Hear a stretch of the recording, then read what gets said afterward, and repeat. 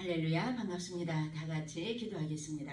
고마우신 주님 감사합니다. 이 시간도 주님의 말씀 앞에 머리 숙여 싸우니 주님의 백성들을 위해 지혜와 성령의 충만함을 부으시고 주의 말씀을 깨달아 알게 하시며 주의 말씀 따라 살아갈 수 있는 능력도 저희들에게 부어 주시옵소서. 예수님의 이름으로 감사하며 기도하옵나이다. 아멘.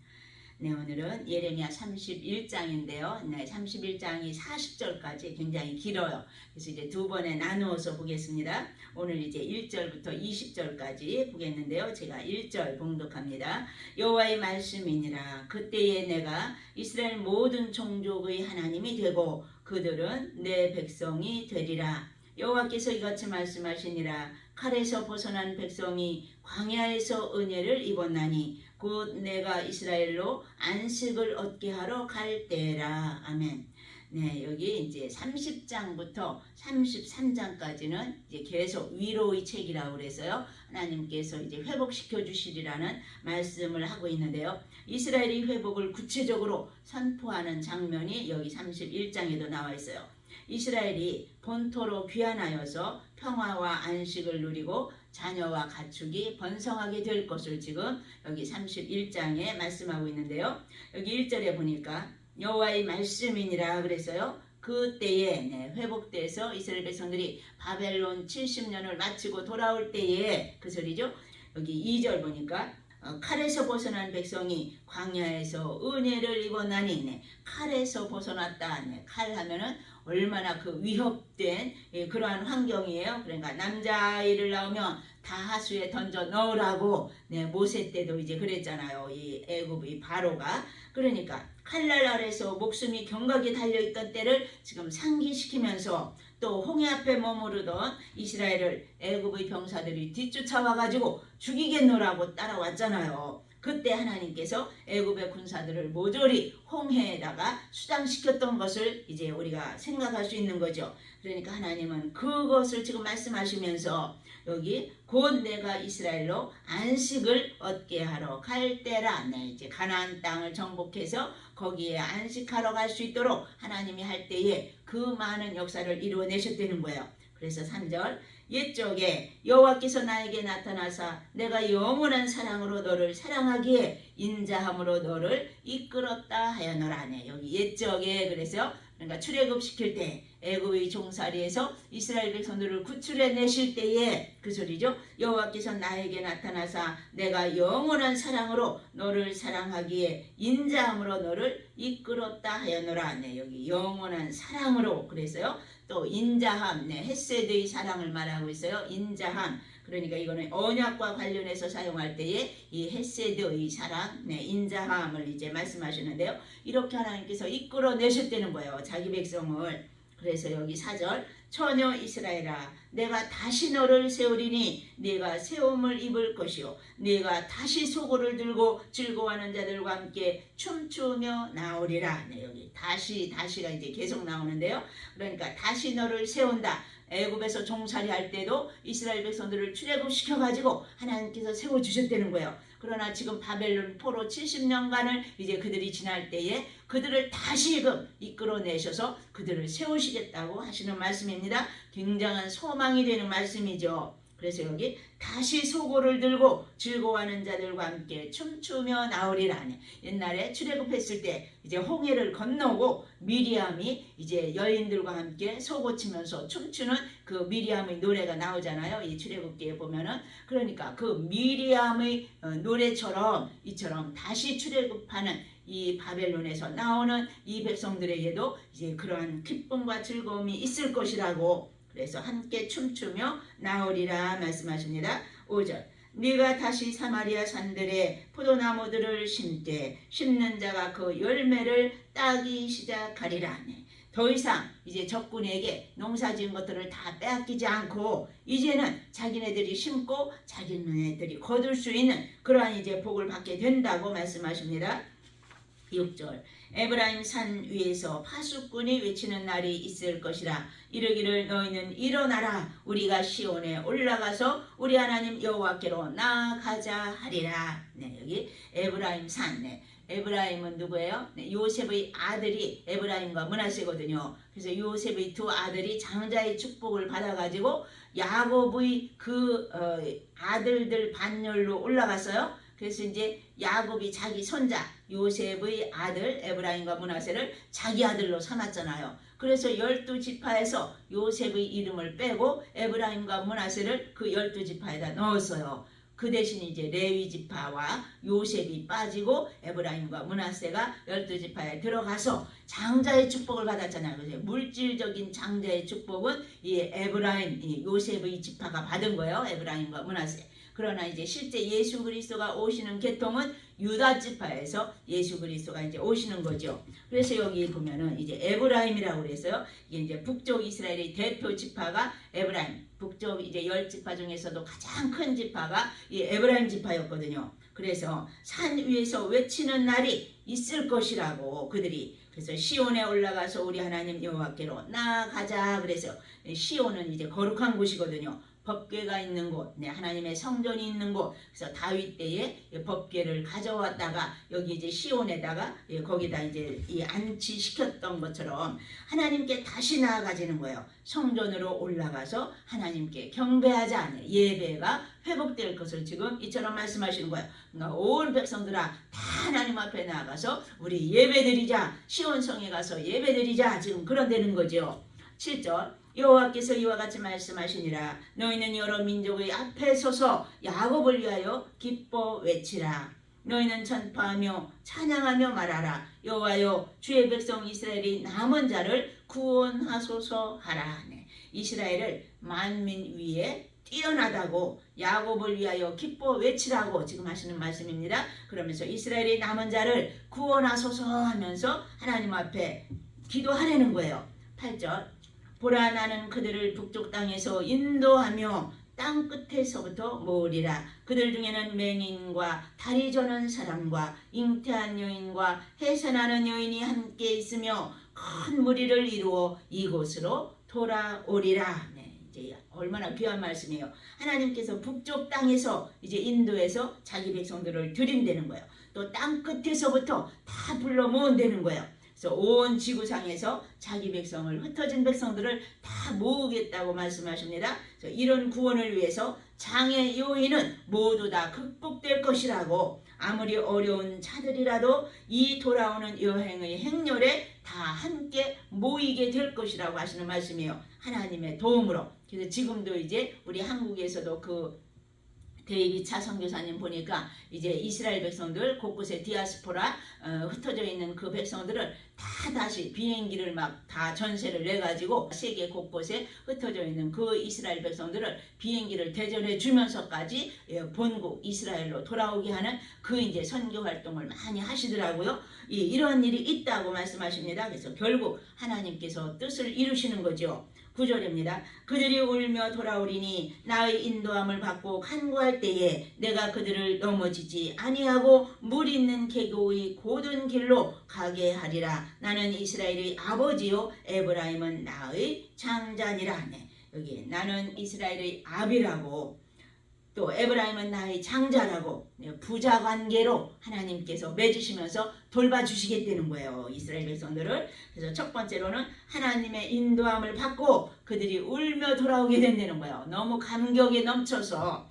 두 번째로는 그들이 간구할 때에 넘어지지 않게 하신다고 하나님의 돌보심이 있다는 거예요. 또 세 번째로는 물 있는 계곡의 고든 길로 가게 하리라. 하나님께서 이처럼 아주 깊은 사랑으로 자기 백성들을 이끌어 가실 것을 해주시는 말씀이죠. 10절 이방들이여 너희는 여호와의 말씀을 듣고 먼 섬에 전파하여 이르기를 이스라엘을 흩으신 자가 그를 모으시고 목자가 그 양떼에게 행함같이 그를 지키시리로다. 이방의 열방에 그러니까 먼 섬이라고 그래서요. 땅 끝까지 전파하라고. 그래서 누가복음 2장 10절에 보면은 내가 온 백성에게 미칠 큰 기쁨의 소식을 너희에게 전하노라 그래서 예수 그리스도의 탄생을 이제 전한다고 온 세상에 이 기쁜 소식을 전파한다는 거죠. 그래서 여기 첫 번째로는 이스라엘을 흩으신 자가 모으신대요. 다시 모으신대요. 두 번째로는 목자가 양떼를 지킴같이 그를 지켜주시겠다고 말씀하십니다.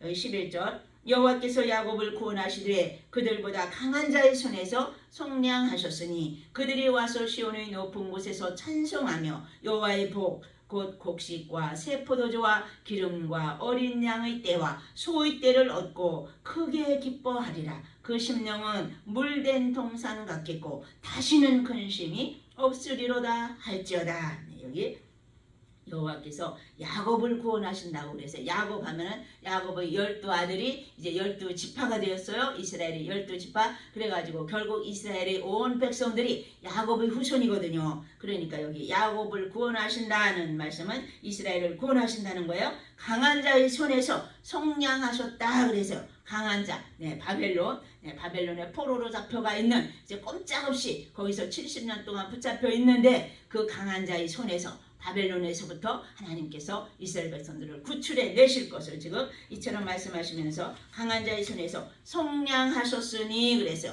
이건 하나님께서 값을 주고 사 빼내셨다는 거예요. 사 내셨다는 거예요. 우리들을. 그래서 12절 그들이 와서 시온의 높은 곳에서 찬송하며 여호와의 복 곧 곡식과 새 포도주와 기름과 어린 양의 떼와 소의 떼를 얻고 크게 기뻐하리라. 마침내 회복되어 가지고 본토에 돌아온다는 거예요. 포로되어 있던 이 바벨론에 있던 이스라엘 백성들이 본토로 돌아와서 시온에서 하나님께 감사와 찬송으로 영광을 돌릴 것을 이처럼 말씀하시면서 하나님의 큰 축복을 누리게 된다고 다시는 근심이 없다고 말씀하십니다. 우리가 요한계시록 21장 4절에도 보면은 같은 말씀이에요. 이제 마지막 때에 예수님께서 재림하시면 이제 우리에게 주시는 말씀이죠. 요한계시록 21장 모든 눈물을 그 눈에서 씻기심에 다시 사망이 없고 애통하는 것이나 곡하는 것이나 아픈 것이 다시 있지 아니하리니 처음 것들이 다 지나갔음이로라. 이제 예수님이 재림하시는 그때는 이 세상의 땅과 하늘도 다 사라진다고 그랬어요. 이제 오직 새 하늘과 새 땅, 새 예루살렘 성이 내려올 때 우리는 그곳에서 주님과 함께 모든 눈물을 씻겨주시는 우리 주님, 이제 더 이상 사망이 없고 애통하는 것이나 곡하는 것이 거기에는 없다고 말씀하셨습니다.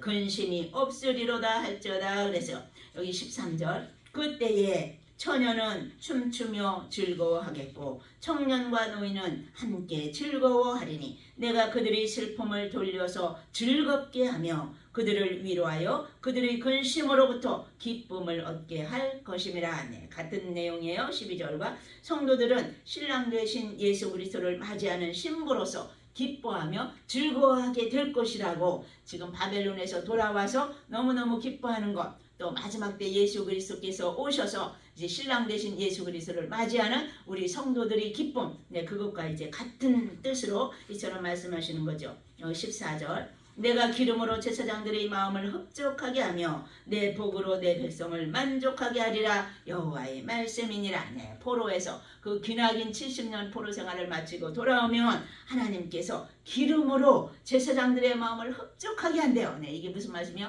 너무너무 많은 이제 하나님 앞에 예배드리기 위해서 제물들을 가지고 오니까 그 동물들의 그 기름으로 너무너무 풍성한 것으로 이제 제사장들에게까지 다 돌아가니까 이처럼 이제 풍성하게 된다고 흡족하게 한다는 거예요.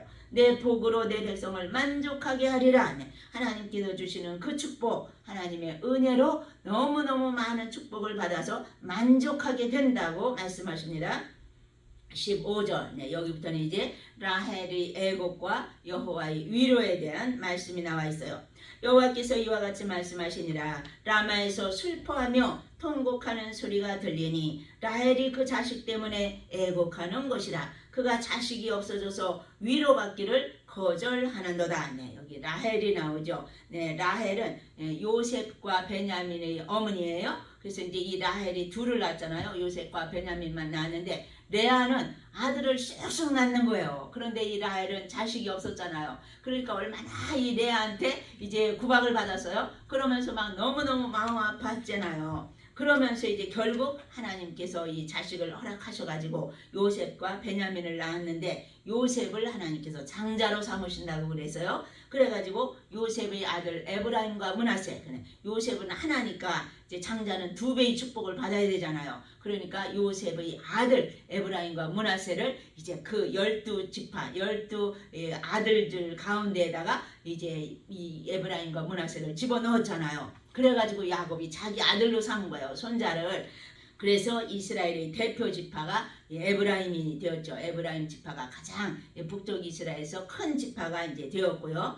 결국 북쪽 이스라엘은 BC 722년에 아수르에서 멸망당했는데 이제 이 라마는 지금 사무엘이 정치하던 곳이며 후에 이제 라헬의 무덤이 있는 곳이 바로 이 라마거든요. 여호와께서 이와 같이 말씀하시니라 라마에서 슬퍼하며 통곡하는 소리가 들리니 그래서 그러니까 자식이 없어서 무척 고통을 당하면서 울었대는 거예요. 이 라헬이. 이제 또한 이스라엘이 포로됨을 위해서 우는데 위로받기를 거절했다. 네, 거기에다 또 비유를 하는 거예요. 그래서 창세기 30장 1절에 보면은 야곱에게 이르되 나로 자식을 낳게 하라. 그렇지 않으면 내가 죽겠노라. 네, 이 라헬이 얼마나 고통스러운지 이 레아에게서 이제 멸시받고 막 이 구박을 받으니까 너무너무 고통스러워서 야곱에게 빨리 나한테도 자식을 낳게 좀 해달라고 안 그러면 나 죽겠노라고 이렇게 이제 애통했던 것을 우리가 보죠. 이사야 49장 21절에 보면은 나는 자녀를 잃고 외로워졌으며 사로잡혔으며 유리하였거늘 이들을 누가 양육하였는고 하리라. 네, 하나님께서 예언의 말씀이에요. 이사야를 통해서. 그러니까 자녀들을 잃어버리고 외로워졌대요. 그리고 사로잡혔고 유리하였거늘 이스라엘 백성들 그러니까 이 야곱의 후손이 결국 이제 바벨론에 포로되어 가는 것을 이처럼 이제 예언한 말씀이죠. 사로잡혔으며 유리하였거늘 이들을 누가 양육하였는고 하나님께서 그 가운데도 포로 가운데서도 징계와 교육으로 그들을 양육하셔서 결국 다시 본토로 돌아오게 하시는 그것을 이제 예언한 말씀이죠. 이제 회복되리라는 말씀이에요. 그래서 여기 16절부터는 이제 기쁨과 소망의 메시지가 주어지는데요. 우리 16절 보십시다. 여호와께서 이와 같이 말씀하시니라 내 울음소리와 내 눈물을 멈추어라.